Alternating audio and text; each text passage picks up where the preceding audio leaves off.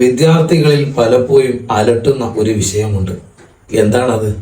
പഠിച്ചതൊന്നും ഓർമ്മയിൽ നിൽക്കുന്നില്ല എന്നുള്ളതാണ്.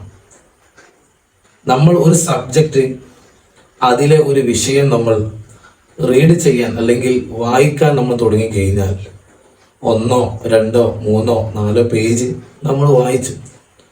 പിന്നെ നമ്മൾ ആ പുസ്തകം അടച്ചു വെച്ച് ഒന്ന് ചിന്തിക്കുമ്പോൾ വായിച്ചതൊന്നും പിന്നെ ഓർമ്മിക്കാൻ കഴിയുന്നില്ല.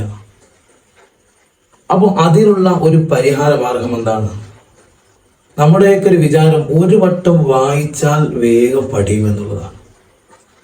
ചില വ്യക്തികൾക്ക് ഒരു വട്ടം വായിച്ചാൽ മതി. പക്ഷേ നമ്മുടെ ബ്രെയിനിൽ, നമ്മുടെ ഓർമ്മയിൽ നിൽക്കണമെങ്കിൽ നമ്മൾ ഏത് വിഷയമാണോ പഠിക്കുന്നത് ആ വിഷയം നമ്മൾ ആവർത്തിച്ച് റിപ്പീറ്റ് ചെയ്ത് വായിക്കുക.